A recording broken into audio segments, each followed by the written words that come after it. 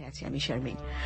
প্রতিবারের মতন আজকেও আছে অসাধারণ গল্প প্রথম ঘন্টায়, আর একটি ক্লাসিক আছে, খুবই চমৎকার গল্পটি, এবং পরের ঘন্টায় চলে যাবো আমরা কুয়াশার মূল কাহিনীতে। আর ঠিক আছে, আজকে চলে যাচ্ছি আমরা প্রথম ঘন্টার গল্পে। আজকে গল্পটার কথা একটু শর্ট করে বলতে চাচ্ছি না কিছু, কিন্তু নাম বলবো যার নাম শুনলে তোমরা আসলেই অস্থির মানে খুশিতে একবারে লাফিয়ে উঠবে। সেটা হচ্ছে আজকে হুমায়ুন আহমেদের গল্প আছে। অনেক রিকোয়েস্ট আসে হুমায়ুন আহমেদের গল্প শুনবার জন্য। আজকে হুমায়ুন আহমেদের গল্পের নাম হচ্ছে সব যাত্রা, আর পড়ে শোনাচ্ছে সেতু। এখন শুনবো গল্পটির প্রথম পর্ব, তারপর চলে যাব পরের পর্বে। ঠিক আছে, শুনবো এখন হুমায়ুন আহমেদের সব যাত্রায়, পড়ে শোনাচ্ছে সেতু। ফিরে আসবো গল্প শুনবার পর।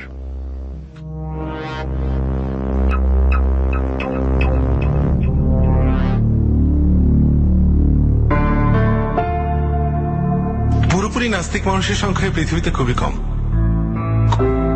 আমি একজন ঘোর নাস্তিককে চিনতাম। তার ঠোঁটে একবার একটা গ্রোথের মতো হলো। ডাক্তাররা সন্দেহ করলেন ক্যান্সার। সঙ্গে সঙ্গে সেই নাস্তিক পুরোপুরি আস্তিক হয়ে গেলেন। তাহাজ্জুদের নামাজ পড়ার জন্য মসজিদে যান। মালিবাগের পীর সাহেবের মুরিদও হলেন। বায়োপসির পর ধরা পড়ল যে গ্রোথের ধরন খারাপ নয়, লোকালাইজড গ্রোথ। ভয়ের কিছুই নেই, অপারেশন করে ফেলে দিলেই হবে। সঙ্গে সঙ্গে ভদ্রলোক আবার নাস্তিক হয়ে পড়লেন, ভয়াবহ ধরনের নাস্তিক। যাই হোক, মানুষের চরিত্রের এই দ্বৈত ভাব আমাকে বিস্মিত করে না। প্রচন্ড রকম ঈশ্বর বিশ্বাসী মানুষের মধ্যেও আমি অবিশ্বাসের বীজ দেখেছি। আমার কাছে এটাই স্বাভাবিক মনে হয়। এর বাইরে কিছু দেখা মানে অস্বাভাবিক কিছু দেখা। আমি এরকমই একজন অস্বাভাবিক চরিত্রের কথা এই গল্পে বলবো। চরিত্রের নাম মোতালেব, যদিও কাল্পনিক। বয়স 50 থেকে 55 হবে। ভীষণ রোগা এবং প্রায় তাল গাছের মতো লম্বা একজন মানুষ। Chain smoker. মাথায় কিছু অসুবিধাও আছে বলে মনে হয়। নিতান্ত অপরিচিত লোককেও এই ভদ্রলোক শীতল গলায় বলে ফেলতে পারেন, ভাই কিছু মনে করবেন না, আপনার কথা শুনে মনে হচ্ছে আপনি একজন মহামূর্খ। মোতালেব সাহেবের সঙ্গে আমার পরিচয় এক বিয়ে বাড়িতে। বরপক্ষীয় এবং কনেপক্ষীয় লোকজন বিমর্ষ মুখে ছোট ছোট গ্রুপে ভাগ হয়ে গল্প করছে। আমি একটা দলের সঙ্গে জুটে গেলাম। সেখানে জনৈক অধ্যাপক বিগ ব্যাং এবং এক্সপ্যান্ডিং ইউনিভার্স সম্পর্কে কথা বলছেন। শ্রোতারা চোখ বড় বড় করে শুনছে। ভদ্রলোক ব্ল্যাক হোল সম্পর্কে বলতে শুরু করেছেন। তখন একটা নাটকীয় ব্যাপার ঘটল। রোগা এবং লম্বা একজন শুকনো মানুষ বললেন, ভাই কিছু মনে করবেন না, আপনি একজন মহামূর্খ। অধ্যাপক ভদ্রলোক নিজেকে সামলাতে কিছুটা সময় নিলেন। পুরোপুরি সামলাতে পারলেন না। কাপা কাপা গলায় বললেন, আপনি আপনি আমাকে মহামূর্খ বললেন? জি। কেন বললেন জানতে পারি? অবশ্যই জানতে পারেন। আপনি আপনার বক্তৃতা শুরুই করেছেন ভুল তথ্য দিয়ে। বলছেন ব্যাকগ্রাউন্ড রেডিয়েশন ধরা পড়েছে ইনফ্রারেডে, তা তো পড়েনি, ধরা পড়েছে মাইক্রোওয়েভে। আইনস্টাইনের জেনারেল থিওরি অফ রিলেটিভিটির একটি স্বীকার্যই হচ্ছে স্পেস এবং টাইমের জন্ম বিগ ব্যাং সিঙ্গুলারিটিতে। আপনি বললেন ভিন্ন কথা। কোনো কিছু না জেনে একটার সঙ্গে একটা মিলিয়ে কি সব উল্টোপাল্টা বলছেন আপনি। অধ্যাপক ভদ্রলোক রাগে তোতলাতে তোতলাতে বললেন, আমি তো কোনো ইউনিভার্সিটিতে ক্লাস নিচ্ছি না, তাই না? একটু তো এদিক ওদিক হতেই পারে। বিজ্ঞান তো ঠাকুরমার ঝুলি না যে আপনি যেভাবে ইচ্ছা সেভাবে বলবেন। ভদ্রলোক সিগারেটের লম্বা টান দিয়ে অন্যদিকে সরে গেলেন। আমি গেলাম তার পেছনে পেছনে। মজার চরিত্র, কথা বলা দরকার। যতটুকু মজার চরিত্র ভেবে ভদ্রলোকের কাছে গেলাম, দেখা গেল চরিত্র তার চেয়েও মজার। ভদ্রলোকের বিষয় পদার্থবিদ্যা নয়, সাইকোলজি। পদার্থবিদ্যা হচ্ছে তার শখ। এই শখ মেটানোর জন্য তিনি রীতিমতো শিক্ষক রেখে অঙ্ক, পদার্থবিদ্যা এসব শিখছেন। এই জাতীয় লোকদের সঙ্গে সহজে বন্ধুত্ব হয় না। আমি লক্ষ্য করেছি এরা সচরাচর সন্দেহ বাতিগ্রস্ত হয়ে থাকেন। এই লোকও দেখা গেল সেই রকম। একদিন বেশ বিরক্ত হয়েই বলল, আপনি দেখি মাঝে মধ্যেই আমার কাছে আসেন, বিষয়টা কি বলুন তো? বিষয় কিছু না। বিষয় কিছু না বললে তো হবে না। এ পৃথিবীতে কার্যকারণ ছাড়া কিছুই হয় না। আমি হাসি মুখে বললাম, ক্লাসিক্যাল মেকানিক্স। তাই বলে কিন্তু ভাই মোতালেব সাহেব, হাইজেনবার্গের আনসার্টেনিটি প্রিন্সিপাল আপনি ভুলে যাচ্ছেন। একটি বস্তুকে পুরোপুরি আপনি কিন্তু জানেন না। যখন অবস্থান জানেন তখন ঠিক সঠিক গতি কি তা জানেন না। আপনার সঙ্গে কুটতর্কে যেতে চাচ্ছি না। আপনি স্পষ্ট করে বলুন কি জন্য আসেন আমার কাছে। পানের লোভে? আমি ঝামেলা এড়াবার জন্য বললাম হ্যাঁ। ভালো কথা। আমার পেছনে অনেকেই ঘোরে এবং তাদের উদ্দেশ্য ওই একটাই, বিনা পয়সায় পান।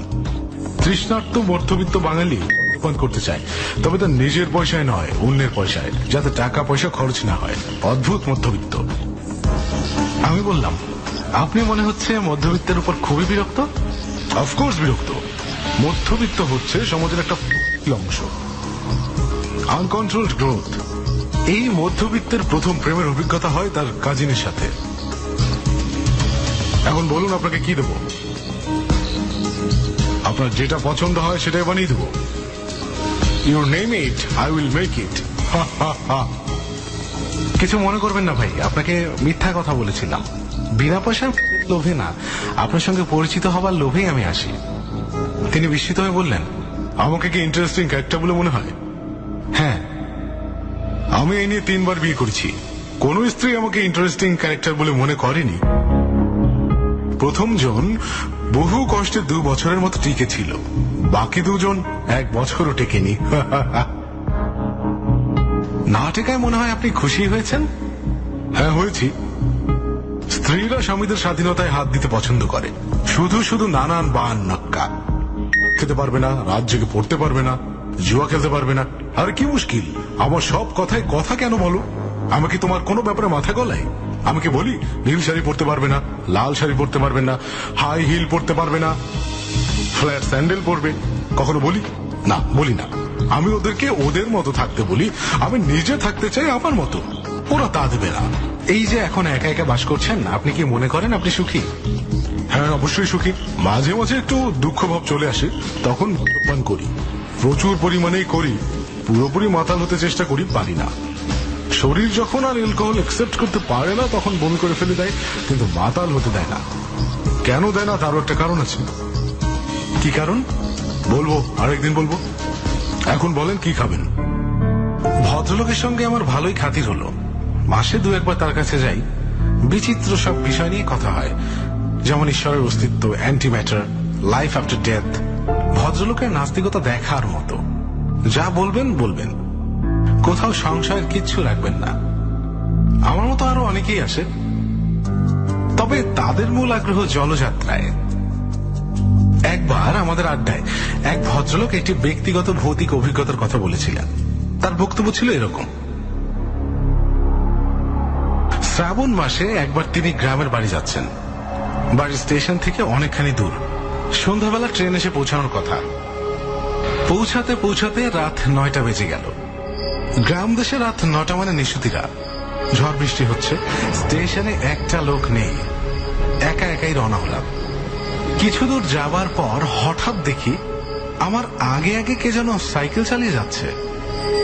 এতক্ষণ কাউকে দেখিনি, এখন এই সাইকেলে করে কে যাচ্ছে? আমি বললাম, কে কে কে? কেউ জবাব দিল না। লোকটা একবার শুধু মুখ ফিরিয়ে তাকালো।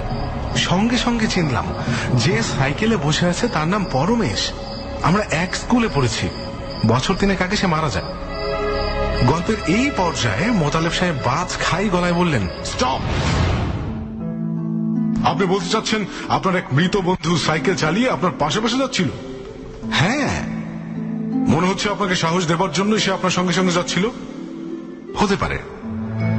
মোতালেব সিগারেট ধরাতে ধরাতে বললেন, তর্কের খাতিরে স্বীকার করে নিলাম যে আপনার বন্ধু মরে ভূত হয়েছেন। আপনাকে সাহস দেবার জন্য আপনার সঙ্গে সঙ্গে যাচ্ছেন। এখন সমস্যা হলো সাইকেল। একটা সাইকেল মরে সাইকেল ভূত হবে না? যদি না হয় তাহলে আপনার ভূত বন্ধু সাইকেল পেল কোথায়? যিনি গল্প করছিলেন তিনি থমকে গেলেন।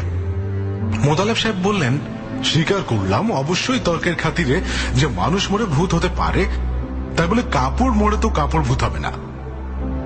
আমরা যদি ভূত দেখি তাদের কাপড় ছাড়াই দেখা উচিত। ওরা কাপড় পায় কোথায়? সবসময় দেখা যায় ভূত একটা সাদা কাপড় পরে থাকে, এর মানে কি? মজার ব্যাপার হচ্ছে, এই ঘোর নাস্তিক এবং প্রচন্ড যুক্তিবাদী মানুষের কাছ থেকে আমি অবিশ্বাস্য একটা গল্প শুনি। যেভাবে গল্পটি শুনেছিলাম অবিকল সেইভাবে বলছি। গল্পের শেষে মোতালেব সাহেব কিছু ব্যাখ্যা দেওয়ার চেষ্টা করছিলেন। অপ্রয়োজনীয় বিধায় সেই ব্যাখ্যা আমি দিচ্ছি না। বৈশাখ মাসের এক ঝড় বৃষ্টির সন্ধ্যায় মোতালেব সাহেব গল্প শুরু করলেন। ওই যে ভাই লেখক, ইন্টারেস্টিং একটা অভিজ্ঞতার গল্প শুনবেন? একটা কন্ডিশনে গল্পটা বলতে পারি, চুপ করে শুনে যাবেন, কোনো প্রশ্ন করতে পারবেন না এবং ঘটনাটা বিশ্বাস করতে পারবেন না। বিশ্বাস করলে অসুবিধা কি? অসুবিধা আছে, আমার মাধ্যমে কোনো অবৈজ্ঞানিক ব্যাখ্যার প্রচার পাবে তা হয় না, তা হতে দেওয়া যায় না। আপনি যদি ধরে নেন এখন যা শুনছেন তা একটা গল্প, মজার গল্প, তাহলেই আপনাকে বলতে পারি। এই গল্পটি আমি কোথাও ব্যবহার করতে পারি? পারেন, কারণ গল্প উপন্যাসকে কেউ গুরুত্ব দেয় না, সবাই ধরেই নেয় এগুলো বানানো ব্যাপার। তাহলে বলুন শুনি। ভদ্রলোক শুরু করলেন। তখন আমার বয়স 24, MA পাশ করেছি।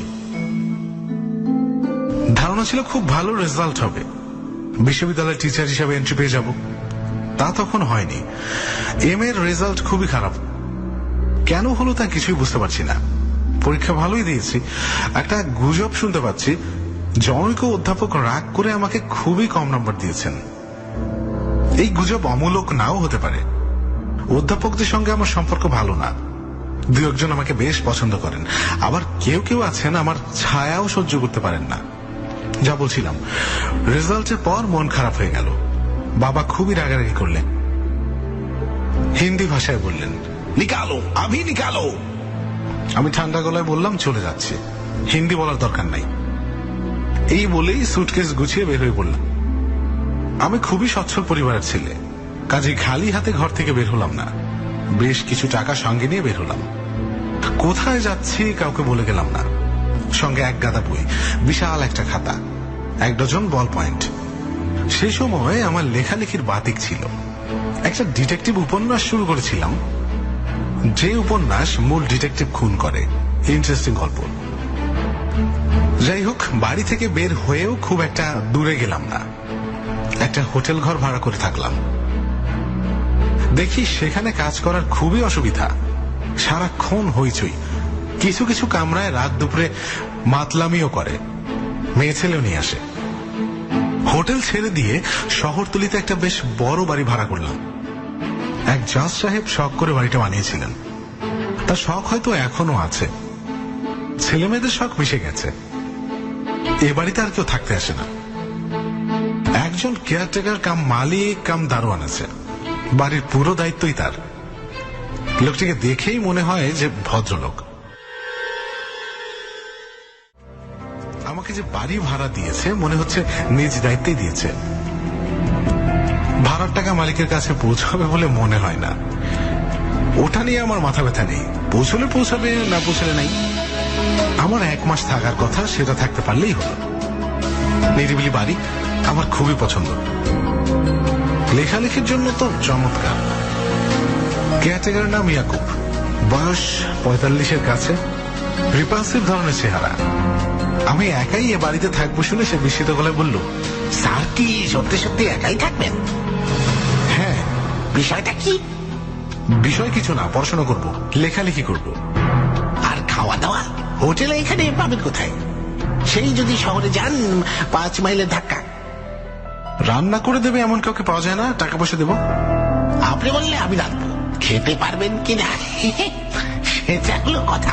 পারবো, খাওয়া নিয়ে আমার কোনো খুঁতখুতানি নাই।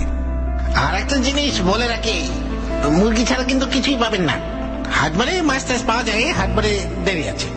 আর চালটা স্যার একটু মোটা, আপনার নিশ্চয়ই চিকন চাল খেয়ে অভ্যাস।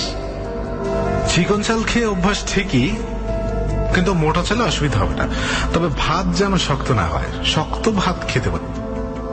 দেখা গেল লোকটি রান্নায় দ্রৌপদী না হলেও তার কাছাকাছি। দুপুরে খুব ভালো খাওয়ালো, রাতেও নতুন নতুন পদ রান্না করলো। আমি তো বিস্মিত।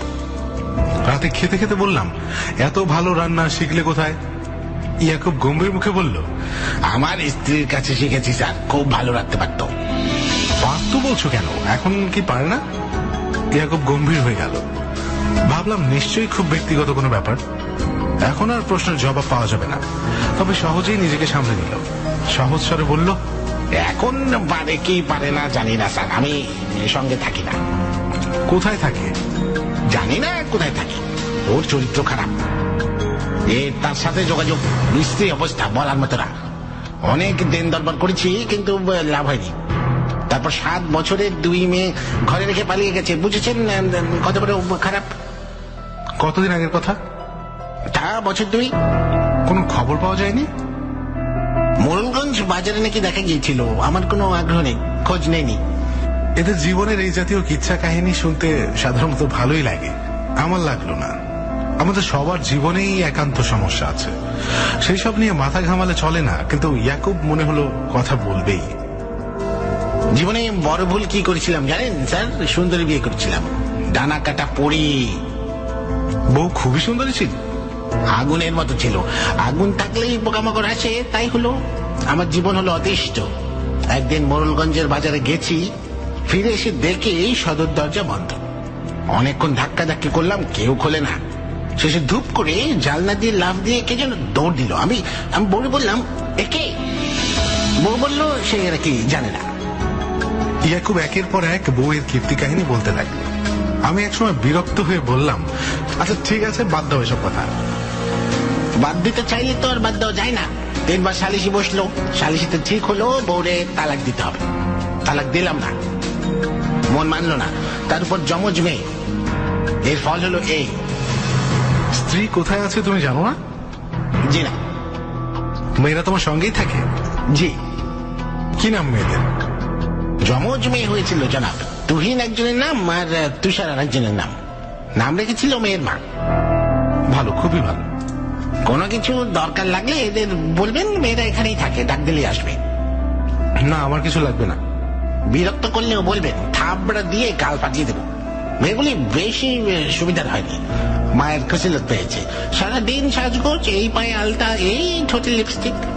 স্কুলে পড়ে না? আর দূর, পড়াশোনা। এরা যায় আর আসে। মেয়ে দুটিকে আমার অবশ্য খুবই পছন্দ হলো। দুজনেই হাস্যমুখ, সারাক্ষণ হাসছে, সব সময় সেজে গুজে আছে। কাজেরও খুব উৎসাহ। যদি বলি এই 1 গ্লাস পানি দাও তো, অমনি ছুটে যাও। দুজনেই 2 হাতে 2টা পানি ভর্তি গ্লাস নিয়ে এসে বলবে, চাচা আমারটা নেন, চাচা আমারটা নেন। 1/2 গ্লাস পানি খেলেই যেখানে চলতো, সেখানে বাধ্য হয়েই 2 গ্লাস খাই, যাতে মেয়ে দুটোর কোনোটাই কষ্ট না। স্নেহ নিম্নগামী। যত দিন যেতে লাগলো, বাচ্চা দুটিকে আমার ততই পছন্দ হতে লাগলো। ছোটখাটো কিছু উপহার কিনে দিলাম। দুজনের জন্যই 2টো রং পেন্সিলের সেট, ছোট ছোট আয়না। যাই পায় আনন্দে লাফায়। বড় ভালো লাগে দেখতে। ওই বাড়িতে দেখতে দেখতে আমার 11টা দিন কেটে গেল। 12 দিনের দিন একটা ঘটনা ঘটল। ঘটনাটা বলার আগে পারিপার্শ্বিক অবস্থাটার একটা বর্ণনা দেই। আমার বাড়িটা পশ্চিমমুখী। বাড়ির সামনে এবং পেছনে আমন ধানের মাঠ। বাড়ির উপরে জংলা ধরনের জায়গা। একসময় নিবিড় বাঁশবন ছিল, এখন পাতলা হয়ে গেছে। দক্ষিণে উকিল বাড়ির বিশাল বাগান। সেই বাগানে আম, জাম, লিচু থেকে শুরু করে আতা ফলের গাছ পর্যন্ত আছে। একজন বেটে খাটো দাড়িওয়ালা মালি সেই বাগান পাহারা দিত। আমার সঙ্গে দেখা হলেই গভীর বিনয়ের সঙ্গে জানতে চায়, স্যারের শরীরটা কি ভালো? ঘুমের কোনো ডিস্টার্ব হয় না তো? আমি প্রতিবারই বিস্মিত হয়ে বলি, ঘুমের ডিস্টার্ব কেন হবে? না, মানে শহরের মানুষ হঠাৎ গ্রামে আসা বললেন, এই জন্য জিগাই। আমার ঘুম, খাওয়া দাওয়া কোনো কিছুতেই কোনো অসুবিধা হচ্ছে না। অসুবিধা হইলে কোয়েন স্যার, ভয় ডর পাইলে ডাক দিবেন। আমার নাম বদরুল, আমি রাতে ঘুমাই না, জাগান থাকি। ঠিক আছে বদরুল, যদি কখনো প্রয়োজন না বোধ করি আমি তোমাকে ডাকবো। 11 দিনের দিন ঠিকই প্রয়োজন বোধ করলাম। দিনটা সোমবার। সকাল থেকে মেঘলা ছিল। দুপুর থেকে তুমুল বর্ষণ শুরু হলো। এর মধ্যে ইয়াকুব এসে বলল, স্যার একটা বিরাট সমস্যা। তহিদের গলা ফুলে যেন কি হয়েছে, নিঃশ্বাস নিতে পারছে না। ওকে তো স্যার ডাক্তারের কাছে নেওয়া দরকার। আমি তৎক্ষণাৎ মেয়েটাকে দেখতে গেলাম। খুবই খারাপ অবস্থা। শুধু গলা না, সমস্ত মুখ ফুলে গেছে। কি কষ্টে যে নিঃশ্বাস নিচ্ছে সেই জানে। মেয়েটার শরীর এত খারাপ, অথচ এর আগে আমাকে কিছুই বললো না। আমার মনটাই খারাপ হয়ে গেল। আমি বললাম, 1 মুহূর্ত দেরি করা ঠিক হবে না, তুমি এক্ষুনি মেয়েকে নিয়ে হাসপাতালে যাও। স্যার আপনাদের খাওয়া দাওয়া? আমার খাওয়া দাওয়া নিয়ে তোমাকে কিছু চিন্তা করতে হবে না। চাল ফুটিয়ে নিতে পারবো, একটা ডিমও ভেজে নেবো, তুমি দেরি করো না। আমি ইয়াকুবকে কিছু টাকাও দিলাম। সে ঘন্টাখানেকের মধ্যে 2 মেয়েকে একটা গরুর গাড়িতে তুলে রওনা হলো। আমার বুকটা ছ্যাত করে উঠলো। কেন যে মনে হলো মেয়েটা বাঁচবে না। আমি থাকি দোতলার দক্ষিণমুখী একটা ঘরে। ঘরটা বিশাল, দুদিকে জানালা আছে। আসবাবপত্র বলতে একটা খাট, খাটের পাশে লেখার টেবিল, লেখার টেবিলে হারিকেন ছাড়াও মোমদানে মোমবাতি। লেখালেখির জন্য শুধু হারিকেনের আলো যথেষ্ট নয় বলেই মোমবাতির ব্যবস্থা। কেন জানি সন্ধ্যার পর থেকে ভয় ভয় করতে লাগলো। বিছানায় বসে লিখছি, হঠাৎ মনে হলো ভয় পাইয়েন না, একটু বাইরে আইসা দাঁড়ান। অল্প বয়স্ক মেয়ে মানুষের গলা, পরিষ্কার গলা। আমি আবার বললাম, কে তুমি, কে? কোনো জবাব পাওয়া গেল না। মনে হলো কেউ যেন ছোট্ট করে নিঃশ্বাস ফেলল। ঘরের দরজা একটু ফাঁক করল। আমি উঠে বারান্দায় চলে গেলাম। বারান্দায় কেউ নেই, তবু মনে হলো কেউ একজন বারান্দায় দাঁড়িয়ে আছে। সে চাচ্ছে কিছুটা সময় আমি বারান্দায় থাকি। ধূপ ধূপ শব্দ আসছে। শব্দ কোত্থেকে আসছে ঠিক বোঝা যাচ্ছে না। মনে হচ্ছে কোদাল দিয়ে কেউ মাটি কোপাচ্ছে। এই ঝড় বৃষ্টির রাতে কোদাল দিয়ে মাটি কোপাচ্ছে কে? আমি বারান্দার রেলিং এর দিকে এগিয়ে গেলাম। তখন বিদ্যুৎ চমকালো। বিদ্যুতের আলোয় স্পষ্ট দেখলাম দক্ষিণ দিকের বাঁশবনের কাছে কোদাল দিয়ে একজন মাটি কোপাচ্ছে। যে মাটি কোপাচ্ছে সে হলো আমাদের ইয়াকুব। কিন্তু ইয়াকুব এখানে আসবে কেন? ও তো মেয়ে নিয়ে শহরে গেছে। বিদ্যুৎ চমক দীর্ঘস্থায়ী হচ্ছে না। একবার বিদ্যুৎ চমকাচ্ছে আর আমি তাকে দেখছি। সে খুব ব্যস্ত হয়ে মাটি কোপাচ্ছে, গভীর গর্ত করছে। সে কি কবর খুঁড়ছে? পাশে কাপড় দিয়ে মোড়া লম্বা এটা কি? পরিষ্কার কিছু দেখছি না। বিদ্যুৎ চমকাচ্ছে, তখনই শুধু দেখছি। বুঝতে পারছি এটা বাস্তব কোনো দৃশ্য নয়। এই দৃশ্যের জন্ম আমার চেনা জানা জগতে নয়, অন্য জগতে, অন্য সময়ে। আমি বারান্দায় দাঁড়িয়ে থর থর করে কাঁপছি। মুষলধারে বর্ষণ হচ্ছে, বিদ্যুৎ চমকাচ্ছে। আমি ইয়াকুবকে দেখছি। সে অতি ব্যস্ত, অতি দ্রুত কবর খুঁড়ছে। সে কার কবর? আর সবুজ কাপড়ে মোড়া একটা মৃতদেহ পাশেই রাখা। বৃষ্টির পানিতে তা ভিজছে। এটা কি তার স্ত্রীর মৃতদেহ? কি আশ্চর্য! হাত পাঁচেক দূরে বাচ্চা দুটো বসে আছে। এরা এক দৃষ্টিতে মৃতদেহটির দিকে তাকিয়ে আছে। যে রূপবতী স্ত্রী পালিয়ে যাবার কথা ইয়াকুব বলে, এই কি সেই মেয়ে? এই মেয়েটি কি সেই কি হত্যা করেছিল? হত্যাকাণ্ডটি কি কোনো এক বর্ষার রাতে ঘটেছিল? কোনো এক অস্বাভাবিক উপায় সেই মুহূর্তটি কি আবার ফিরে এসেছে? আমি দেখছি ইন্দ্রিয়ের অতীত কোন একটি দৃশ্য ইন্দ্রিয় গ্রাহ্য হয়ে ধরা পড়ছে আমার কাছে। আমি আমার এই জীবনে কোনো অতি প্রাকৃতিক বিষয়কে স্থান দেইনি। আজ আমি এটা কি দেখছি? ভদ্রলোক এইখানে গল্প শেষ করলেন। আমি বললাম, তারপর কি হলো? তিনি বিরক্ত হয়ে বললেন, আপনাকে একটা ভয়াবহ অভিজ্ঞতার কথা বলতে চাচ্ছিলাম। বলা হলো, এর আর তারপর বলে কিছুই নেই। আপনি এই দৃশ্যটি দেখলেন, তারপরে কি করলেন? আপনি হলে কি করতেন? আমি হলে কি করতাম সেটা বাদ দিন, আপনি কি করেছেন সেটা বলুন। দাঁড়ান, আরো একটু অ্যালকোহল গলায় ঢেলে নিই, না হলে বলতে পারবো না। ভদ্রলোক ঢক ঢক করে অনেকখানি কাঁচা হুইস্কি গলায় ঢেলে দিলেন। দেখতে দেখতে তার চোখ রক্তবর্ণ হয়ে গেল। তিনি স্থির গলায় বললেন, আমি সেদিন যা করেছিলাম একজন বুদ্ধিমান যুক্তিবাদী মানুষ তাই করবে। আমি ছুটে গিয়েছিলাম সেখানে। প্রচন্ড ভয়াবহ কোনো ঘটনার মুখোমুখি এসে দাঁড়ালে মানুষের ভয় থাকে না। এক জাতীয় এনজাইম শরীরে চলে আসে, তখন প্রচুর গ্লুকোজ ভাঙতে শুরু করে। মানুষ শারীরিক শক্তি পায়, ভয় কেটে যায়। আমার কোনো ভয় ছিল না। আমি দ্রুত সেখানে গেলাম। কাদায় পানিতে মাখামাখি হয়ে গেলাম। তারপর কি দেখলেন? কি আর দেখবো? কিছুই দেখলাম না। আপনি কি ভেবেছেন যে গিয়ে দেখবো ইয়াকুব তার স্ত্রীর ডেড বডি নিয়ে বসে আছে? না, তা ভাবিনি। নেচার বলুন বা ঈশ্বর বলুন বা প্রকৃতি বলুন, এরা কোন রকম অস্বাভাবিকতা সহ্য করে না। এই জিনিসটি খেয়াল রাখবেন। কাজেই আমি কিছু দেখলাম না। বৃষ্টিতে ভিজলাম, কাদায় মাখামাখি হলাম, আমার জেদ চেপে গেল। পাশের বাগানের মালিকে ডেকে এনে সেই রাতেই জায়গাটা খুঁড়লাম, কিন্তু কিছুই পেলাম না। পরদিন থানায় খবর দিলাম। পুলিশের সাহায্যে আবারও খোঁড়াখুড়ি হলো, কিছুই পাওয়া গেল না। সবার ধারণা হলো আমার মাথা খারাপ হয়ে গেছে। আমার বাবা খবর পেয়ে এসে আমাকে নিয়ে চলে গেলেন। দীর্ঘদিন ডাক্তারের চিকিৎসা থেকে সুস্থ হলাম। শুনে অবাক হবেন, এই ঘটনার পর মাসখানেক আমি ঘুমোতে পারলাম না। গল্পটা কি এখানেই শেষ নাকি আরো কিছু বলবেন? না, আর কিছু বলবো না। তাই আগেই তো বলেছি এটা কোনো ভৌতিক গল্প না। ভৌতিক গল্প হলে দেখা যেত যে ইয়াকুব বউটাকে মেরে ওইখানে কবর দিয়ে রেখেছিল। ভৌতিক গল্প না বলেই এটা সত্যি হয়নি। তবে ওই বাড়ি আমি কিনেছিলাম। বর্ষার সময় প্রায় ওখানে একা একা রাত্রি যাপন করি। আমার দৃঢ় বিশ্বাস ওই রাতে ঘটনার অংশ বিশেষ আমি দেখেছিলাম। নিজের উপর কন্ট্রোল হারিয়ে ফেলেছিলাম বলে বাকিটা দেখতে পারিনি। কোনো একদিন হয়তো বাকিটা দেখব। ইচ্ছে করলে আপনিও আমার সঙ্গে যেতে পারেন। আপনি কি যাবেন? না, আমার ভূত দেখার কোনো ইচ্ছা নেই। আপনার ওই মালিক ইয়াকুব না কি যেন নাম বললেন, ও কি এখন ওই বাড়িতে আছে? হ্যাঁ, আছে। সে আপনার ঘটনা শুনে কি বলে সেটাও একটা মজার ব্যাপার। সে কিছুই বলে না, হ্যাঁও বলে না, নাও বলে না, চুপ করে থাকে। ভালো কথা, এতক্ষণ যে আমাদের ড্রিঙ্কস দিয়ে গেল, কাজু বাদাম দিয়ে গেল, ওর নামে ইয়াকুব। তাকে আমি সবসময় কাছাকাছি রাখি। আপনি কি তার সঙ্গে কথা বলবেন? ইয়াকুব, হ্যাঁ ইয়াকুব।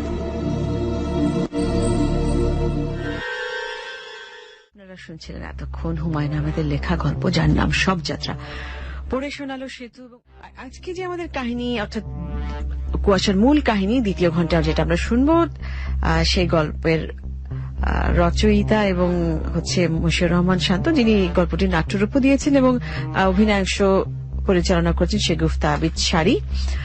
আর গল্পের নাম এখন আমি বলছি না, একেবারে শেষে, কারণ এখন অনেক সময় গল্পের মধ্যে থাকে নাম শুনলেই বোঝা যায় যে কি হতে পারে, সে কারণে গল্পের নামটি আগে বলি না। তো ঠিক আছে, চলে যাব এখন গল্পটির প্রথম অংশ শুনবো, প্রথম পার্টটা শুনে তারপরে ফিরে আসবো, ফিরে এসে বাকিটা শুনবো।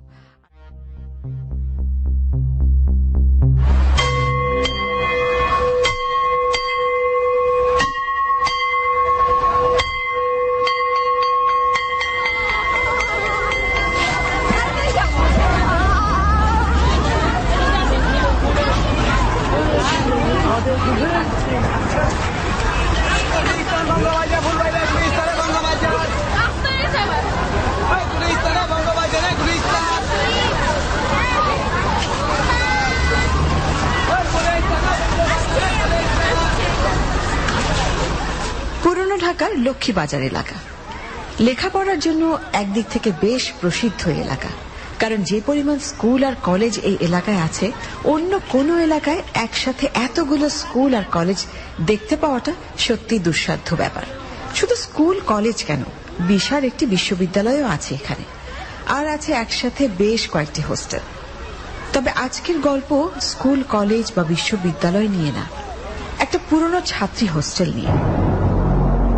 হোস্টেলটা এত বেশি পুরনো যে রাতের বেলা দেখলে মনেই হয় না যে এটা হোস্টেল, মনে হয় যেন এটি একটি মৃত প্রাচীর। দেখতে মৃত প্রাচীর মনে হলেও এখানে মৃত নয়, জীবিত ছাত্রীরাই থাকে। এমনই দুজন ছাত্রী, রাখি এবং সাবরিনা। দুজনের ক্লাস কিংবা কলেজ কোনোটাই এক না, তবে গ্রামের বাড়ি এক জায়গাতেই। সে গ্রামের নাম ঘোড়াঘাট। গ্রামটি দিনাজপুরে। যাই হোক, গ্রামের কথায় না গিয়ে আসল কথায় ফিরে আসি। হোস্টেলের ছাত্রীদের বিশেষ একটা বৈশিষ্ট্য হচ্ছে, যাদের বাড়ি একসাথে কেবল তারাই শুধু ভালো বন্ধু হয়ে যায়। আর এটার একমাত্র কারণ ছুটিতে একসাথে বাড়ি যাওয়া। যখনই কোনো একটা ছুটি আসে, একসাথে বাড়ি যাওয়ার একটা হিড়িক পড়ে যায় এই হোস্টেলে। আর সেই হিড়িকের কারণেই রাখি আর সাবরিনার বন্ধুত্বের গভীরতাও অনেক বেশি। বন্ধুত্বের গভীরতা যে আসলে বয়স মেনে হয় না, এটা জলজ্জান্ত প্রমাণ তারা নিজেই। সাবরিনা রাখি থেকে 2 বছর সিনিয়র, কিন্তু বন্ধুত্বে আবার সিনিয়র জুনিয়র কি জিনিস, এদের দেখলে বোঝাই যায় না কে বড় আর কে ছোট। আর বোঝা যাবেই বা কিভাবে? ওরা যেভাবে তুই তুকারি করে কথা বলে, তা দেখে বোঝার উপায় নেই যে এদিকে তাদের হোস্টেল এক হলেও কলেজ আলাদা। দুজনের কলেজ আলাদা হওয়াতে ছোট একটা ঝামেলাও আছে। ক্লাস করার সময় একসাথে তারা থাকতে পারে না, কিন্তু ক্লাস শেষ হলে যখন হোস্টেলে ফিরে তখন একসাথেই রিক্সা করে ফিরে। কখনো কখনো তো একসাথে অনেক মজাও করে। আর এমনই একটি দিন আজ, কারণ আজ ঝুম বৃষ্টি হচ্ছে। বৃষ্টির মাঝে রিক্সায় ঘুরতে রাখি এবং সাবরিনার অসম্ভব ভালো লাগে। দেখা যাক আজ বৃষ্টির মাঝে কি করে ওরা।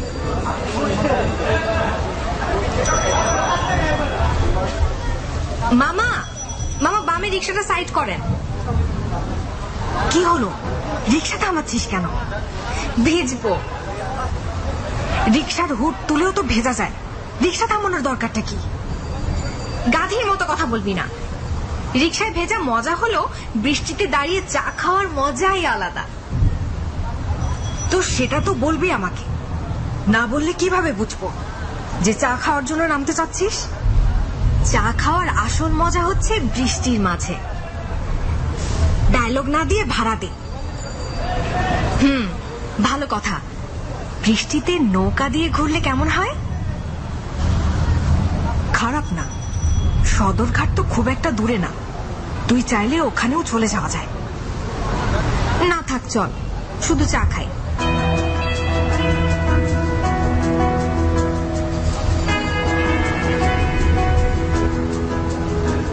এই মানুষ কিভাবে দেখছে দেখেছিস? এমন ভাবে দেখছে যেন আজ পর্যন্ত কোনো মেয়েকে এভাবে রাস্তায় ভিজতেই দেখেনি। মানুষকে গুলি মার, এত কিছু চিন্তা করলে লাইফ চলে না। চা খেতে খেতে ভিজে দেখ কেমন মজা লাগে। বৃষ্টির পানি চায়ের কাপে পড়তে থাকবে আর তুই চুমুক দিয়ে ফিল করবি, দেখবি লাইফ কত সুন্দর। তোর সাথে সারাদিন ঘুরলে লাইফ এমনিতেই সুন্দর মনে হয়। বাই দ্য ওয়ে, ওই চশমাওয়ালা পোলার সমস্যা কি? এমন ড্যাব ড্যাব করে তাকিয়ে আছে কেন? কি বলিস? ড্যাব ড্যাব শব্দ হচ্ছে নাকি? আরে ধুর, মজা নিস না। লাইন মারতে যাচ্ছে। লাইন মারতে চাইলে লাইন মার, আমার পারমিশন নিতে যাচ্ছিস কেন? আমি বৃষ্টি দেখছি, বৃষ্টি দেখতে দে। আসছে আমার বৃষ্টি রানী। যাই হোক, চল হোস্টেলে ব্যাক করি। বৃষ্টি থেমে যাচ্ছে, পরে বৃষ্টি দেখতে দেখতে জ্বর বাঁধিয়ে ফেলবি। চল তাহলে। চাটা কেমন লাগলো? পুরাই অস্থির। জ্বরকে ভয় পেলে তো জীবন চলে না। জ্বর আসবে সেই ভয় কখনো বৃষ্টিতে ভিজবে না, এমন স্বভাবের মেয়ে মোটেও সাবরিনা না। কিন্তু জ্বরকে ভয় না পেলেও জ্বর ঠিকই চলে আসলো সাবরিনার। নর্মাল জ্বর না, একেবারে হাড় কাঁপানো জ্বর। জ্বরের কারণে বিছানা থেকে উঠতে পারে না এমন অবস্থা। এই অবস্থায় হোস্টেলে থাকতে কারই বা ভালো লাগে। কিন্তু কথা হচ্ছে, রাখি সাবরিনার জ্বর দেখে একদমই কঠিন এক সিদ্ধান্ত নিয়েছে। সাবরিনার জ্বর ভালো না হওয়া পর্যন্ত সে কোনোভাবেই ক্লাস করবে না। সাবরিনার যে অবস্থা, এতে তার পাশে থাকাটা খুবই দরকার। আর পাশেই তো আছে রাখি, একই তো রুম। তাই কোনো কিছু না ভেবে এই সিদ্ধান্ত। জ্বরে পড়ে গেলেও কথার মাঝে বিন্দু মাত্র সে রেশ নেই সাবরিনার। তার ভয়েস একদমই টনটনে। সাবরিনার সেন্স অফ হিউমারও বেশ ভালো। অতিরিক্ত শরীর খারাপ নিয়েও রসিকতা করতে তার মন্দ লাগে না। তাই শুয়ে শুয়ে সে রাখির দিকে তাকিয়ে বলল, এই রাখি, তুই এত সুন্দর হয়ে যাচ্ছিস কেন রে? ঠিক আছে, যা তাহলে।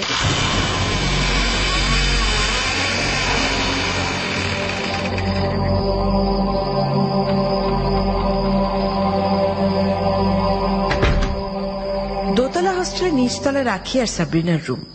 একে তো নিচতলা, তার উপরে সবচেয়ে কোণার রুমটা তাদের। না, রুমের অবস্থান নিয়ে কোনো অবজেকশন নেই সাবরিনা কিংবা রাখির। তবু মাঝে মাঝে এই কোণা থেকে সেই কোণা যখন চা বানাতে যেতে হয়, তখন খুব বিরক্ত লাগে। রাখি একা একা যখন কিচেনে চা বানাচ্ছে, আর তখন সাবরিনার জ্বর নিয়ে একেবারে যাতা অবস্থা। হোস্টেলটা আধুনিক হোস্টেলের মতো না। এখনকার দিনে যেমন হোস্টেল মানেই ফ্ল্যাট বাসা, কিন্তু এই হোস্টেল সেরকম না। এই হোস্টেলের পুরনো সে প্রাচীরের পাশে বেশ ভালোই বড় বাগান আছে। বিশেষ করে সাবরিনার জানালার পাশ দিয়ে তো রীতিমতো ঝোপি আছে, গাছপালা জমে বাজে অবস্থা।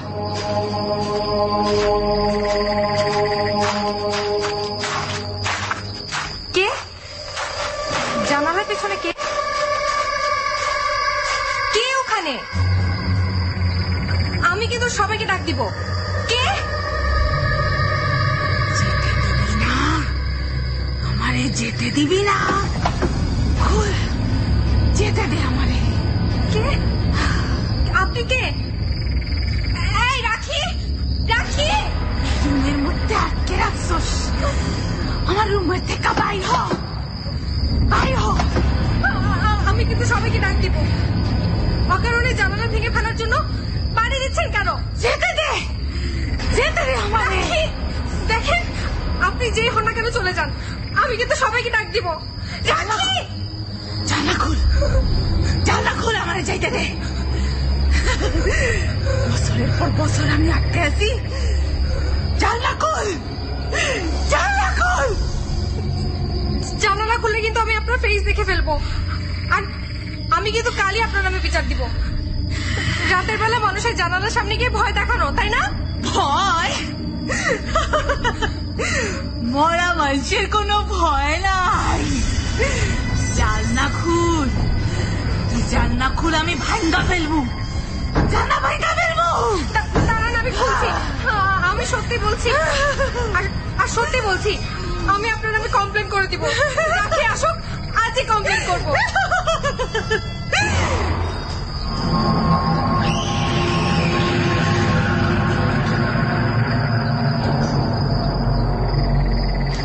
জানালা খুলে কিছু একটা দেখা মাত্র চিৎকার দিল সাবরিনা। শরীরে ঠিক যতটুকু শক্তি আছে সবটুকু দিয়ে চিৎকার। তার কাছে মনে হলো পুরো হোস্টেলের মানুষ তার চিৎকার শুনে চলে আসবে, কিন্তু অদ্ভুত কোনো কারণে সে হাজার শক্তি দিয়ে চিৎকার করেও কোনো শব্দ বের করতে পারল না। তার মনে হলো পুরো শরীর থেকে নিয়ে মুখ পর্যন্ত অবশ হয়ে গেছে, এবং তারপর জানালার পাশেই সে সেন্সলেস হয়ে পড়ে গেল। কিছুক্ষণ পর রাখি যখন জানিয়ে আসলো, তখন দেখলো সাবরিনা জানালার পাশে অজ্ঞান হয়ে পড়ে আছে। দেখা মাত্রই ছুটে গেল সে সাবরিনার পাশে। এই সাবরিনা, কি হলো তোর? এই, কথা বলছিস না কেন? এই সাবরিনা,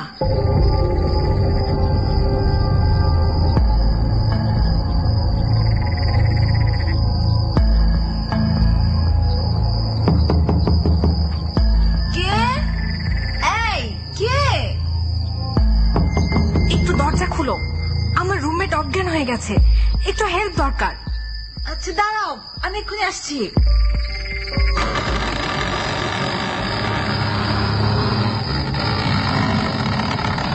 থ্যাঙ্কস সাবরিনা, মানে আমার রুমমেট। ওকে তো চেনই, ও খুব অসুস্থ ছিল, হঠাৎ করে আমাকে বলল চা খাবে। আমি চা বানাতে গেলাম, আর এসে দেখি অজ্ঞান হয়ে গেছে। আচ্ছা টেনশন করো না, একটা ব্যবস্থা হবে। চলো তোমার রুমে গিয়ে দেখি কি অবস্থা। হ্যাঁ চলো। হঠাৎ এমন হয়ে যাবে সেটা আমি কল্পনাও করিনি, কিভাবে যে কি হয়ে গেল। আচ্ছা টেনশন নিয়ে না, যদি ইমার্জেন্সি কিছু হয় তাহলে তো হোস্টেলের সবাইকে নিয়ে একটা ব্যবস্থা করাই যাবে। মুখে পানি ছিটা দিয়েছিলে? না, আমি কিছুই করিনি। উল্টাপাল্টা কিছু করার চাইতে মনে হলো কাউকে ডাক দিই। তোমার রুম পাশে দেখে তোমাকে ডাক দিলাম। ভালো করেছো। হ্যাঁ, এখন চলো। পাশের রুমের উর্মি আর রাখি মিলে সাবরিনাকে বিছানায় তুলল। রাখি যেমন ইমার্জেন্সি ভেবেছিল, ঘটনাটা আসলে ততটা ইমার্জেন্সি না, আবার একদম ফেলনা সেরকমও না। তবে খুব বেশি রিস্কি মনে হচ্ছে না, কারণ বিছানায় শুইয়ে চেহারায় পানি দেওয়ার সাথে সাথেই সাবরিনার জ্ঞান ফিরল। সাবরিনার কথা শুনে রাখি এবং উর্মি একটু হলেও চমকে উঠল, তবে এত বেশি চমকে যাওয়ার মতো কিছু নেই। এই হোস্টেল নিয়ে অনেক রকমের অতি প্রাকৃত গল্প শুনেই অভ্যস্ত এই হোস্টেলের ছাত্রীরা। তবে রাখির মনে একটু যেন কেমন লাগতে শুরু করল। সেই মরা লাশগুলো যেমন জিভ বের করে থাকে, ঠিক তেমন। জানালা খোলার পরপরই মেয়েটা আমাকে হাত দিয়ে ধরলো। তারপর কি হচ্ছে আমার আর কিছু মনে নেই। আমি জানতাম এই ঘরের পাশে এমন কোনো ঝামেলা আছে, তা আমি আগেই বুঝতে পেরেছিলাম। তুই কেন জানলা খুলতে গেলি? কপাল ভালো তোর জ্ঞান ফিরেছে, আমি তো ভয় পেয়ে গিয়েছিলাম। তাও ভালো যে উর্মি আসলো, নাহলে আমি একা একা কিভাবে কি করতাম। তুমি এত বেশি চিন্তা করো না তো রাখি, কিছুই হলো না। আর সাবরিনা, তুমি বরং ঘুমাও, তোমাকে দেখে অনেক বেশি অসুস্থ মনে হচ্ছে। উর্মি, তুমি প্লিজ এখন চলে যেও না, আমার তো এই রুমে থাকতেই ভয় লাগছে। টেনশন নিও না, আজ আমি আমার রুমে ফিরে যাচ্ছি না। আজ আমি তোমাদের সাথে ঘুমাবো, ঠিক আছে? সিরিয়াসলি? হ্যাঁ সিরিয়াসলি। আচ্ছা সাবরিনা কি ঘুমিয়ে পড়লো? মনে তো হচ্ছে তাই, কিন্তু এক্ষুনি তো কথা বললো। এই সাবরিনা, সাবরিনা ঘুমিয়ে পড়লে নাকি? থাক, ওকে আর ডেকো না, বেচারি এমনিতেই ভীষণ ভয় পেয়েছে। ও তো শুধু ভয় পেয়েছে, আমি এমন কিছু দেখলে স্ট্রোক করতাম। সবকিছু এত সিরিয়াস ভাবে নিতে নেই রাখি। এমনও তো হতে পারে ও জ্বরের ঘোরে আবোল তাবোল কিছু দেখেছে। কি হতে পারে না?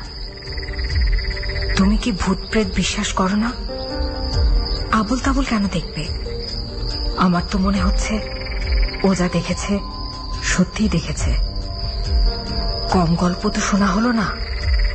ভুলে গেছো 1 মাস আগে দোতলার কেয়ার সাথে কি হয়েছিল?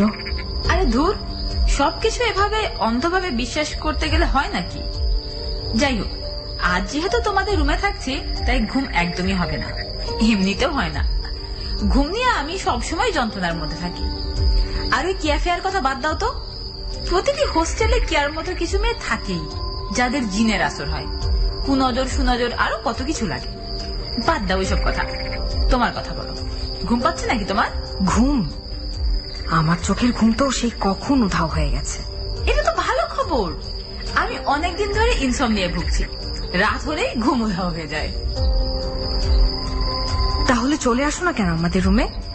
আমাদের রুম অবশ্য তোমার মতো ভিআইপি না, তুমি একটা রুম নিয়ে পুরো একা থাকো।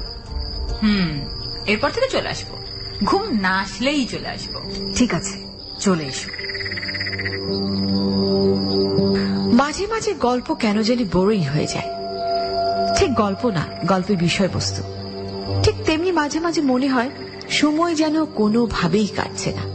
আর এরকমই একটি রাত আর হয়তো কিছু বিষয় নিয়ে গল্প করে শেষমেশ বিরক্ত হয়ে গেল রাখি এবং সাবরিনা। আর বিরক্ত হবে না কেন?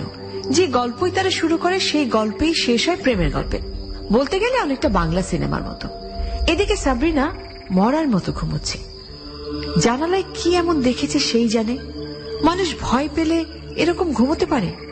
একটু না হয় জ্বরই এসেছে।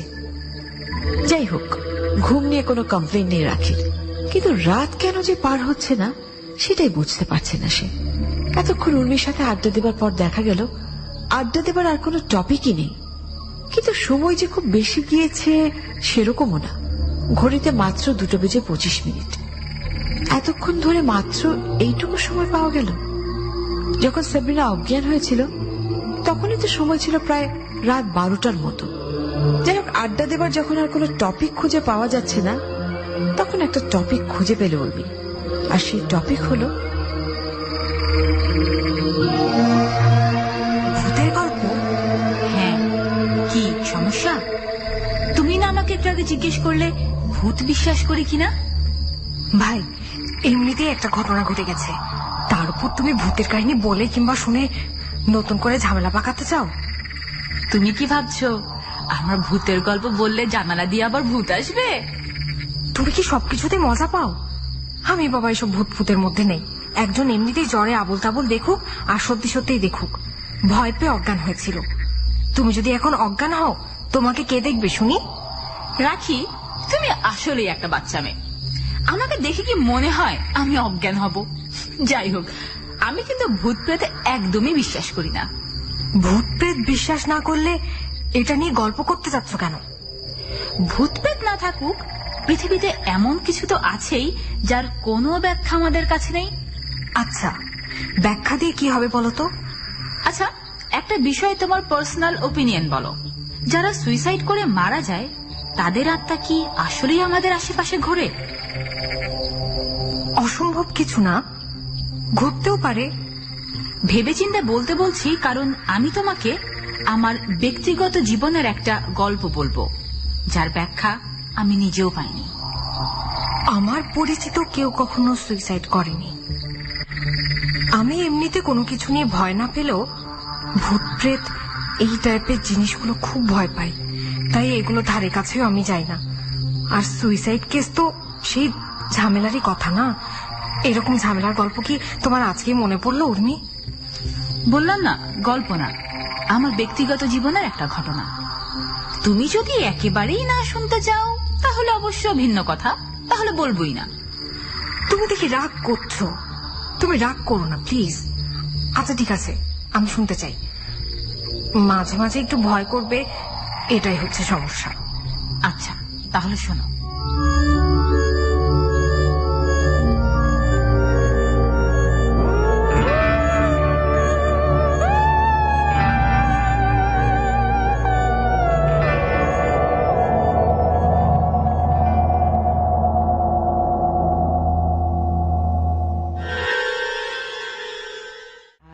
আজকে শুনছি এক অদ্ভুত কাহিনী, যে কাহিনী শুরু হয়েছে পুরনো ঢাকার লক্ষ্মীবাজার এলাকায়, যেখানে একটি পুরনো দিনের হোস্টেল আছে। আমি শুরু থেকে একটু বলে দিচ্ছি, অনেকে জয়েন করেছেন এই মাত্র, শুনতে চেয়েছেন যে কি হয়েছিল, ছোট করে তাই বলছি। আর সেখানে দুজন বন্ধু থাকেন একই হোস্টেলে, যদিও তাদের কলেজ আলাদা। একজনের নাম রাখি, একজনের নাম সাবরিনা। এবং ওই সেই যে হোস্টেলটিতে তারা থাকে সেটা একটি পুরনো দিনের বাড়ি মতন, এবং ঠিক হোস্টেল বলা যায় না, পুরনো একটি বাড়িকে হোস্টেল বানানো হয়েছিল। এবং সেই হোস্টেলটি নিয়ে অনেক কথা প্রচলিত আছে, সেখানে নানা রকম ঘটনা বিভিন্ন সময় ঘটেছে, যেটা আমরা শুরুতে একটুখানি আভাস পেয়েছিলাম।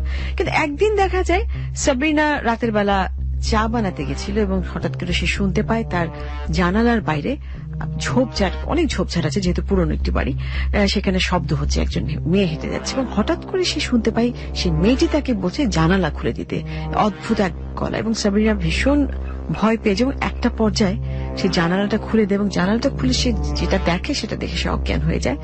তারপর তার বন্ধু রাখি আসে, রাখি এসে যখন দেখে সেরকম অজ্ঞান হয়ে গেছে, তাদের পাশে একটা রুমমেট উর্মিকে ডেকে পাঠায়। এবং উর্মি আসার পর তাকে সেবা শুশ্রূষা করে একটু ভালো করে তোলে। এবং সাবরিনা তারপরে বলে সে কি দেখেছিল। এবং তারপরে আমরা দেখতে পাই যে সাবরিনা ঘুমিয়ে যাবার পর রাখি এবং উর্মির মধ্যে কথা হচ্ছে এবং ভূত বিষয়ে তারা কথা বলছে।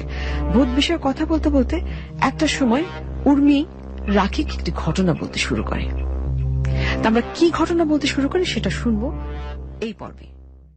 উর্মি তার জীবনের একটি ঘটনা বলতে শুরু করলো। ঘটনাটি ঠিক আজ থেকে 4 বছর আগে। তখন উর্মি স্কুলের ছাত্রী।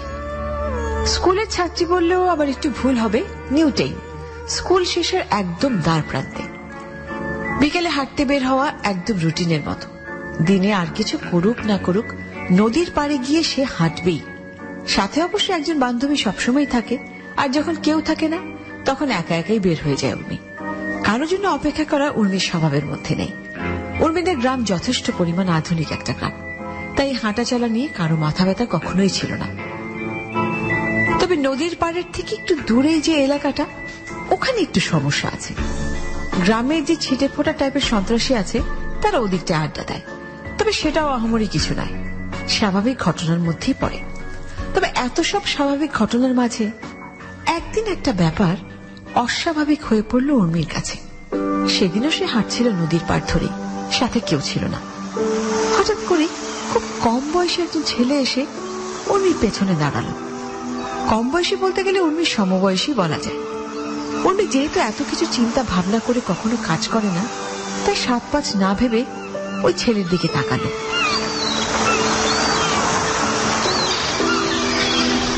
আমাকে কিছু বলছেন? হ্যাঁ আপু। জি বলুন। আপু, আমার একটু হেল্প দরকার। কি হেল্প বলেন? আপনি কি একটু এদিকে আসবেন? খুব দরকার, একটু আসুন না। আচ্ছা বলুন না কি হয়েছে। একটু আসুন, দয়া করে একটু আসুন। আমি এখানে বলতেই পারছি না। আচ্ছা ঠিক আছে, চলুন।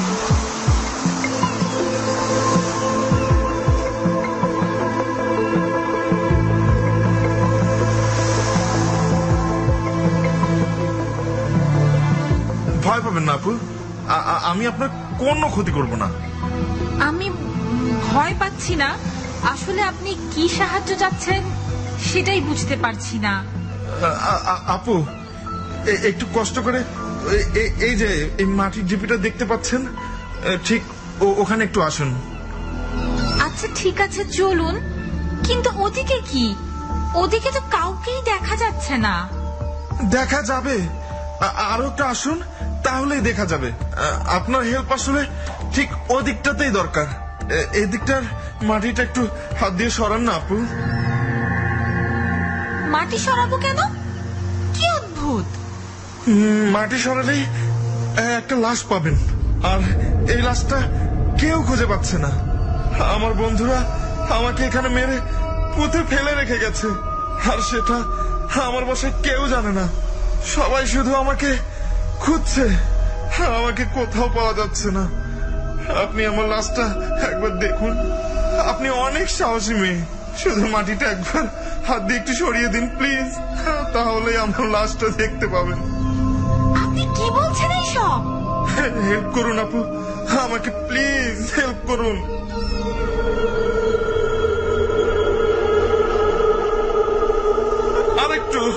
সরান না। হায় হায়, কি হচ্ছে সব? সত্যি সত্যি তো লাশ। আপনার হৃদয় দেখতে লাশ। আপনি এই লাশ দেখে ভয় পাবেন না। আপনার কোনো ক্ষতি হবে না, আপনার একটুও ক্ষতি হবে না। আপনি সরুন, আমি এক্ষুনি বাসায় চলে যাব। আমি এক্ষুনি বাসায় চলে যাব। বোগাস কাহিনী, একটুও ভয়ঙ্কর না। এমন কি আসলেই হয়? কিংবা এর সাথে কি আসলে ভূত প্রেতের কাহিনী জড়িয়ে আছে? রাখি আসলে কিছুই বুঝে উঠতে পারল না। উর্মি এমন ভাবে আধো আধো গল্প বললে কেউ কিছু বুঝবে না, সেটাই স্বাভাবিক। তবে উর্মি আর কিছু পারুক না পারুক কৌতূহল তৈরি করতে পেরেছে। এমনিতেই ঘুম নেই কারো চোখে। কৌতূহল তৈরি করাতে অন্তত এগুলো নিয়ে কথা বললেই রাত পার করে দেয়া যাবে। তাই রাখি উর্মির দিকে বেশ কিছুক্ষণ তাকিয়ে থেকে প্রশ্ন করল, তারপর কি হলো? তুমিও কি ভয় পেয়ে অজ্ঞান হয়ে গেলে? না, অজ্ঞান হবার মানুষ আমি না। আমি বাসায় চলে আসলাম, আর ওখানকার কাদা মাটি দিয়ে মাখামাখি হয়ে বাসায় ফিরলাম। আর ওই লাশ? জানি না। কিছু মনে করো না, তোমার গল্পটা একেবারেই বোগাস। আমি জানি, তবে গল্পের পরের অংশটা বোগাস না, আর সেটা আমি এখন বলবো না। কেন? এখন বললে কি হবে? সব কথা সব সময় বলতে নেই। তুমি তো ভালোই রহস্য করো। আচ্ছা, তারপর সত্যি কি ছেলেটার ওই লাশ পেয়েছিলে? না, ওখানে কোনো লাশ ছিল না। সেটা কিছুক্ষণের জন্য হয়তোবা আমার হ্যালুসিনেশন হয়েছিল।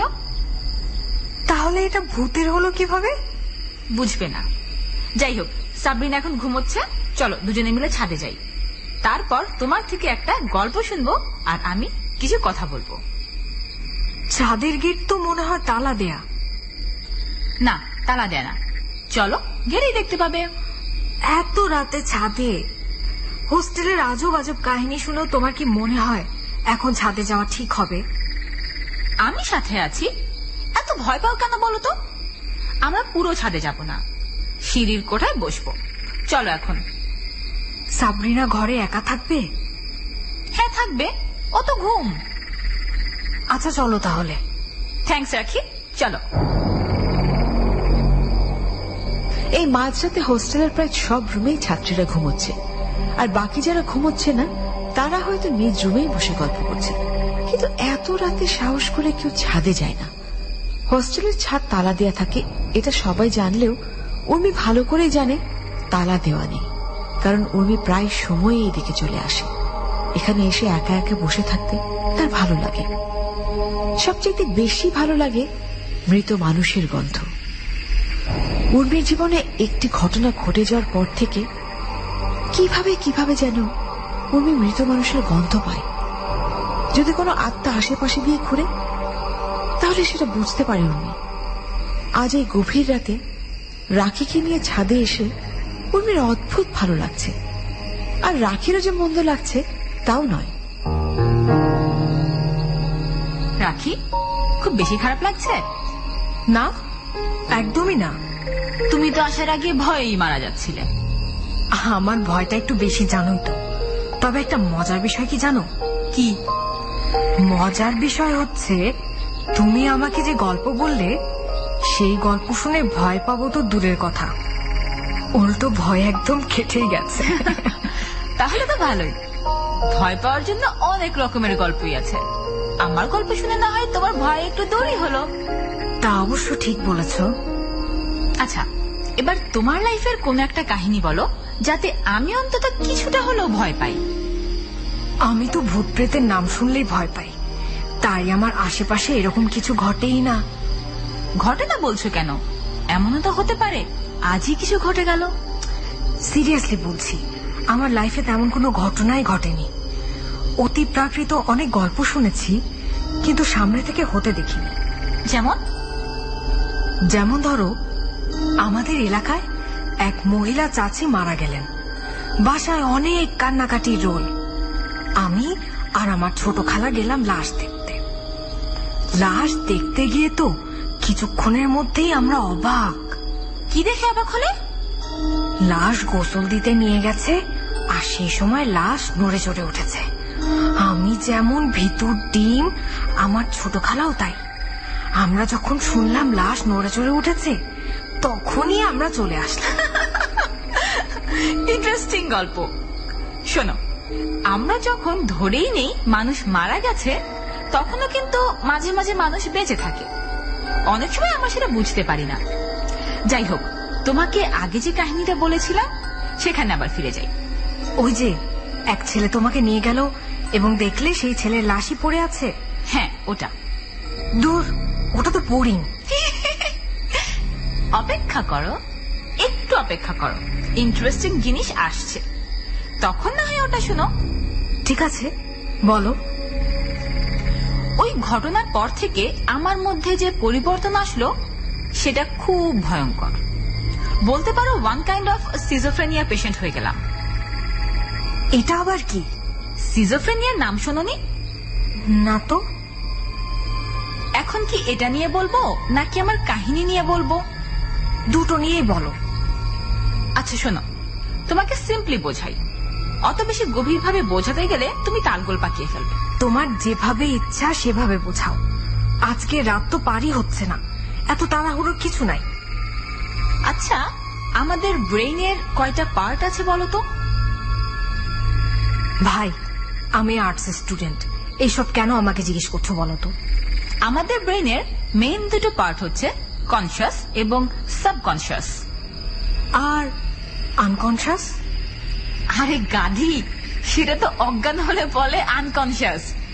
যাই হোক, শোনো, ব্রেনের সেই দুটো পার্ট আমাদের দুইভাবে কাজ করে। তোমার বাস্তব জীবনে যা ঘটে সবকিছুর হিসেবটা রাখে কনশাস মাইন্ড, কিন্তু তোমার মনের গোপন ইচ্ছাই বলো আর যাই বলো, তোমার অবচেতন মনের সবকিছুই খেয়াল রাখে সাবকনশাস মাইন্ড। এটা অনেক বেশি অদ্ভুত একটা জিনিস। কিরকম অদ্ভুত? যেমন ধরো, আমি যে রুমে থাকি সেটা বাস্তবে একটা রুম। হ্যাঁ, সেই রুমে একটা খাট আছে, একটা ফ্যান আছে, যার বাস্তবে অস্তিত্ব আছে। কিন্তু সেই রুমে আমার একজন বান্ধবীও আছে, কিন্তু তাকে কেউ দেখতে পায় না, কারণ বাস্তবে তার কোনো অস্তিত্ব নেই। কিন্তু আমার সাবকনশাস মাইন্ডের কারণেই আমি তাকে দেখতে পাচ্ছি, তার কথা শুনতে পাচ্ছি। আর এই ধরনের প্রবলেম যখন গুরুতর আকার ধারণ করে তখনই সেটাকে সিজোফ্রেনিয়া বলে। যাই হোক, বুঝেছি। এরকম বান্ধবী সত্যি সত্যি আছে নাকি তোমার? হ্যাঁ আছে। তখন থেকে আছে যখন থেকে আমি মৃত মানুষদের দেখতে পাই। আমি আমার আশেপাশের মৃত মানুষদের দেখতে পাই রাখি। কি বলো এসব? হ্যাঁ রাখি, আমি প্রায় রাতেই ঘুমাতে পারি না। আমার পরিচিত যারা মারা গেছেন তারা আমার সাথে প্রায় গল্প করতে আসেন। আমি যখন চাই তখনও আসেন, আবার যখন চাই না তখনও আসেন। আর এই আসা যাওয়ার শুরু ঠিক সেদিন থেকে যেদিন থেকে আমি ওই ছেলের লাশ দেখেছিলাম। চলো নিচে যাই, আমার কেমন কেমন যেন লাগছে। ভয় পেও না রাখি, কিচ্ছু হবে না। তবে এখন সবকিছু এলোমেলো হয়ে গেছে। আমার ইচ্ছা বলতে কিছুই নেই। আমি পুরোটাই তাদের ইচ্ছার উপর চলছি। তারা যা করতে বলে সেটাই করি। অদ্ভুত এক জীবন যাপন করছি আমি। বাদ দাও, সব ঠিক হয়ে যাবে। এখন চলো রুমে ফিরে যাই। সাবরিনা রুমে একা।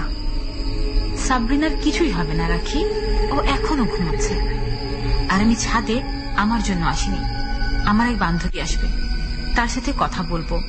ভয় পেও না। এত রাতে তোমার বান্ধবী কোথা থেকে আসবে? হোস্টেলের বান্ধবী, টেনশন নিও না। আমি প্রায় রাতেই ওর সাথে কথা বলি। তুমি যেভাবে বলছো আমি ভাবলাম আবার কে না কে আসবে। তাহলে তুমি কথা বলো, আমি বরং চলে যাই। তুমি চলে যেও না, একসাথেই যাবো আমরা। একটু অপেক্ষা করো, ও চলে আসবে। ঠিক আছে, কিন্তু আমার আর থাকতে ইচ্ছা করছে না। আরে ধুর, থাকো তো।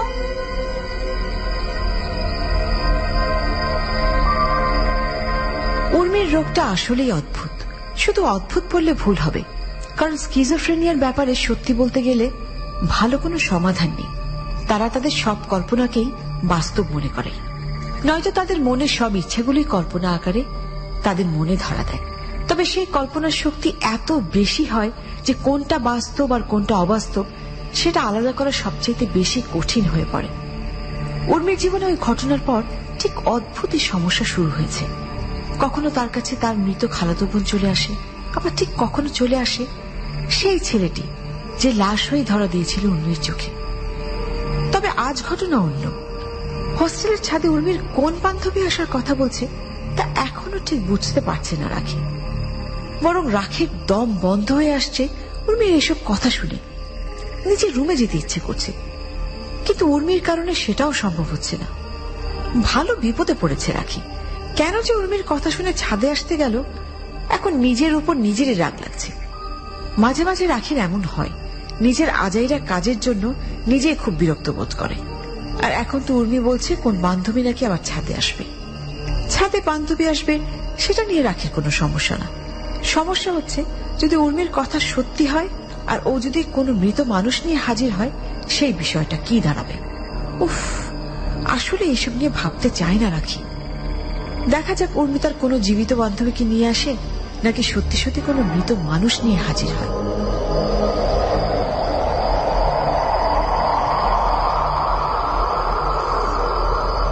রাখি, আমার ফ্রেন্ড চলে আসছে। আজ ওর মুখ থেকে একটা ভয়ঙ্কর গল্প শুনবো, কোনো অপার্থিব গল্প। তোমার মাথায় কি ভয়ঙ্কর কিছু ছাড়া কোনো কিছুই আসে না? সারাক্ষণ শুধু এই ভূত প্রেত মার্কা কথা বলে যাচ্ছ। বললাম রাত হয়েছে, চলো নিচে যাই। তোমার বান্ধবী বন্ধু যার সাথে ইচ্ছা রুমে বসে গল্প করো, তা না। আমার কথা তো তোমার কান দিয়ে ঢুকলো না। নুপুরের শব্দ পাচ্ছ? হ্যাঁ পাচ্ছি।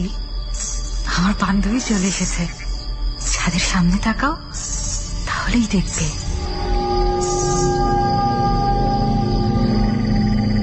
ও যে সাদা ড্রেস, তা এত রাতে নুপুর পরে এসেছে কেন?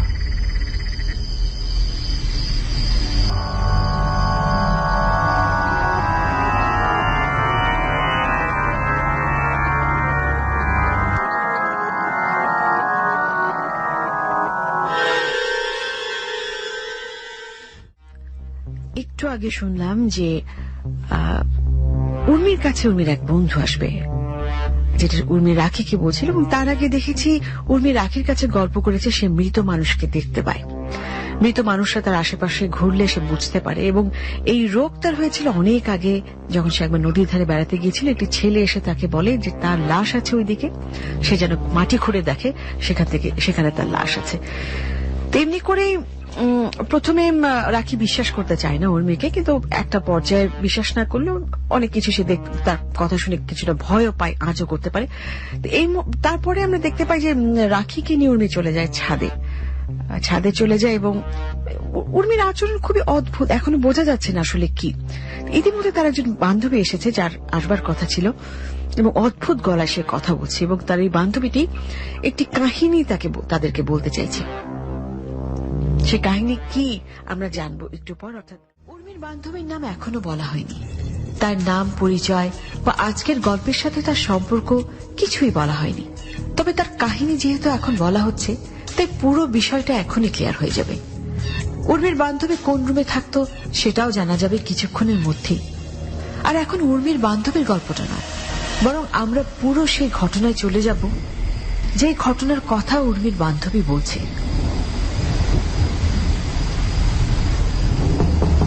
দরজা খোলেন। হোস্টেল বন্ধ হয়ে গেছে। আমি জানি হোস্টেল বন্ধ, কিন্তু আমি বাসা থেকে বের হয়ে গেছি। আপনি দরজা খোলেন, আমি রাতটা থেকে সকালবেলা চলে যাব। থাকা যাবে না আফা, কেউ নাই। আপনার একা থাকতে দিলে আমার চাকরি থাকবে না। আপনার চাকরি যাবে না। আমি এই বৃষ্টির মাঝখানে বাইরে দাঁড়াতে পারছি না। আফা, আপনার দোহাই লাগে, আপনি বাড়িতে যান। রাত বাজে 11:30। হোস্টেল খোলা থাকলেও রাইতে গেট খোলার নিয়ম নাই। আমাকে নিয়ম কানুন শেখাবেন না। একটা মেয়ে মানুষ বাইরে দাঁড়িয়ে অসহায়ের মতো ভিজছে, আর আপনি নিয়ম কানুন শেখাচ্ছেন। দরজা খোলেন প্লিজ। আচ্ছা খালান, আইতেছি।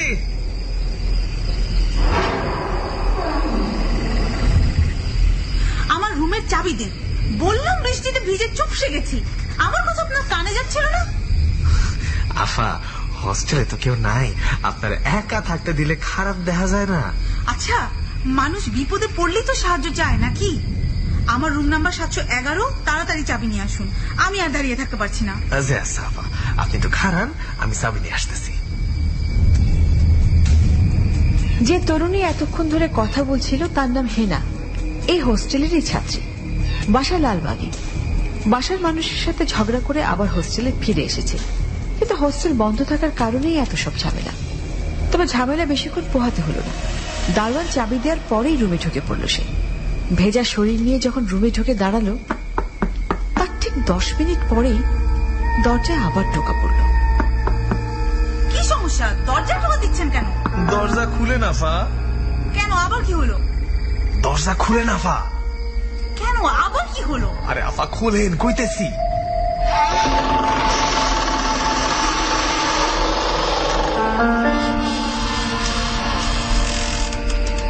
হ্যাঁ, কি সমস্যা বলুন। আফা, আপনার কিন্তু আমি সাহায্য করছি, আমি জানি আপনিও আমারে সাহায্য করবেন। আপনাকে কি সাহায্য? আফা, আপনারে আমার আদর করবার ইচ্ছা করতেছে। কি? আমি এখন আপনারে আদর করব। তোর দাঁত ফালাই দিব, শয়তান কোথাকার। জানতাম এটাই কবি, তোরা মাইয়ার জাতি খারাপ। সারম সারম ঠিকই, একটু সময় লাগবো, একটু সময় দে।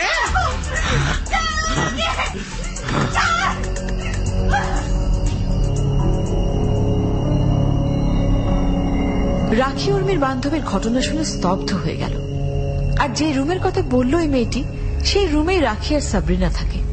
এই হোস্টেল নিয়ে অনেক গল্পই রাখি শুনেছে, কিন্তু এরকম গল্প সে কখনোই শুনিনি এর আগে। রাখি উর্মির দিকে তাকিয়ে বলল,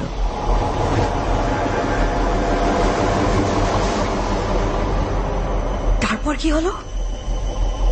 তারপর কি হলো সেটা বরং হেনা থেকেই শুনে না। ওই দারোয়ান আমাকে তালা দিয়ে পালিয়ে যায়।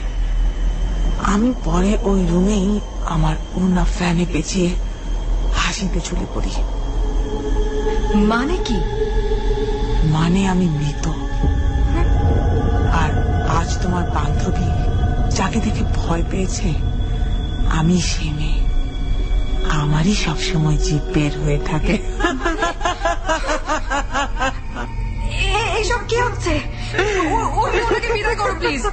উর্মি, আমার ভালো লাগছে না, ওনাকে বিদায় করো প্লিজ। মরা মানুষকে ভালো লাগে না, কারো ভালো লাগে না। আমি এখানেই আটকে গেছি, আমার বাড়ি এখন এটাই। চাইলেও আমাকে বিদায় করতে পারবে না।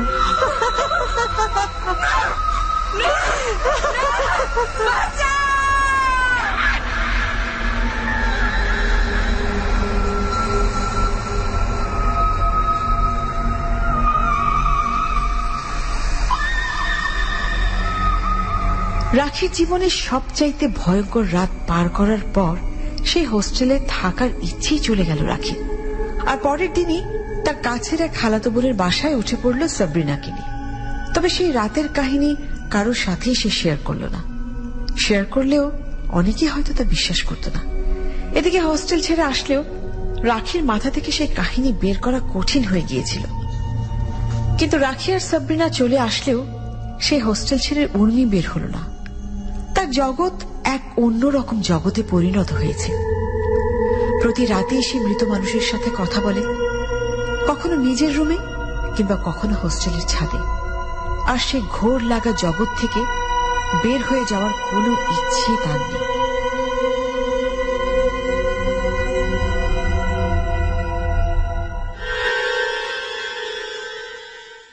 আমি শারমিন, আর শুনলাম আজকের অদ্ভুত এক ভয়ের কাহিনী, যে কাহিনীর রচয়িতা এবং নাট্যরূপ নাট্যকার দুটোই মশিউর রহমান শান্ত এবং অভিনয় অংশ পরিচালনা করেছেন শেগুফতা আবিদ শাড়ি এবং সাউন্ডে ছিলেন খালিদ। বিভিন্ন চরিত্রে যারা অভিনয় করেছেন শেগুফতা আবিদ শাড়ি, সিফাত মাহমুদ, কুমকুম, খালিদ এবং প্রত্যয়। আর